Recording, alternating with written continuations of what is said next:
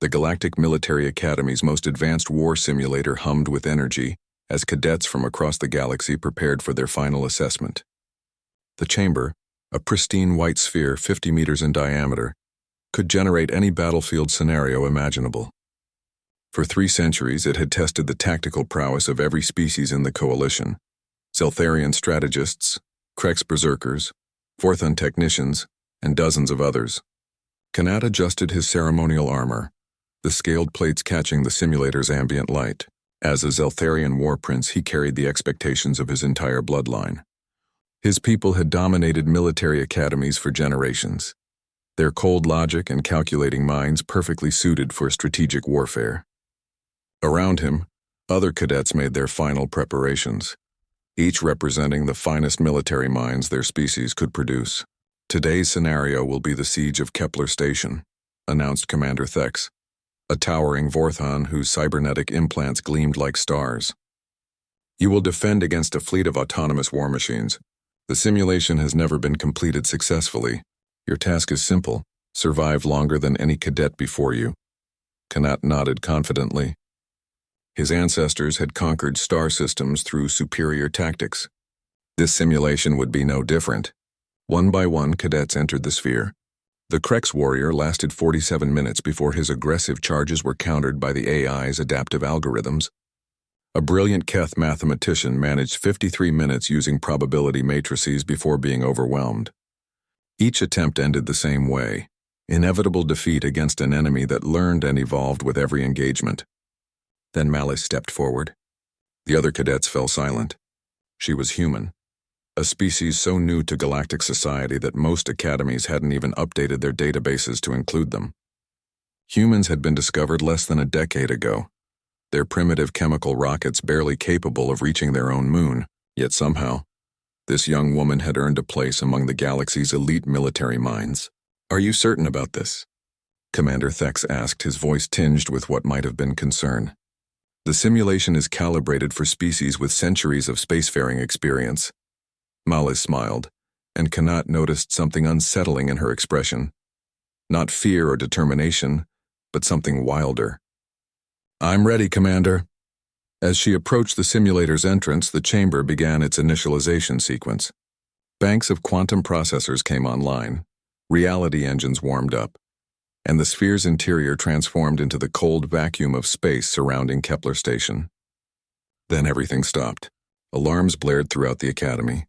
The simulator's displays flickered between error messages and diagnostic screens. In the center of the main console, a message appeared in blazing red text: "Human detected. Simulation parameters exceeded. Emergency shutdown initiated." What in the void is happening? Commander Thex's cybernetic implants sparked as he frantically worked the controls. "The system is completely locked out." Kanat watched in fascination as technicians swarmed the simulator. He had studied humans during his xenobiology courses, bipedal mammals from a death world called Earth.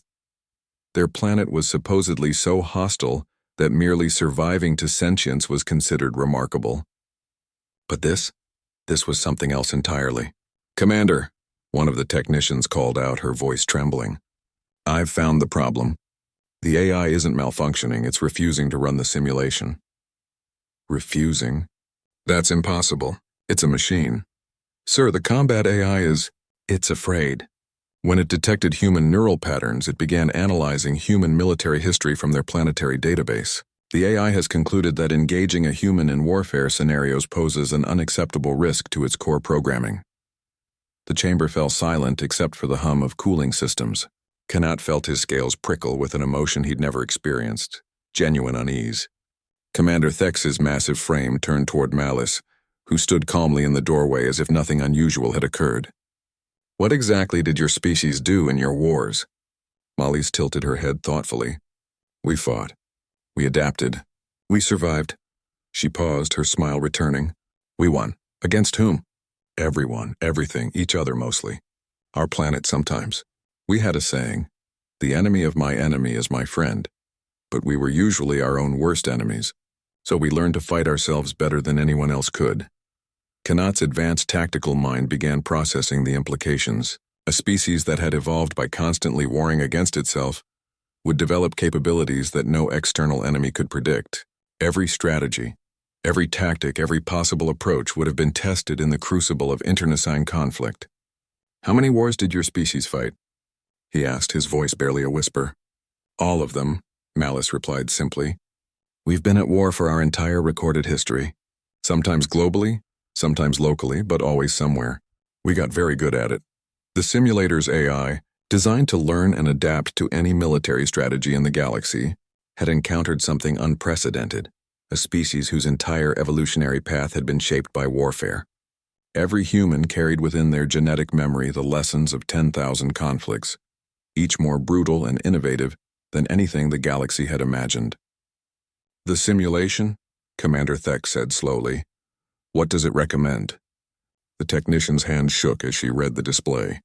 "Immediate surrender, sir. The AI calculates a 0.001% chance of victory against human tactical doctrine, and that's only if the human is somehow prevented from learning during the engagement." Malice looked around at the gathered cadets, her expression almost apologetic.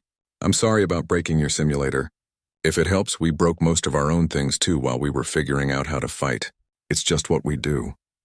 Kanat realized that the galaxy had just discovered something terrifying, a species that viewed warfare not as an extension of politics or survival, but as an art form perfected over millennia of practice.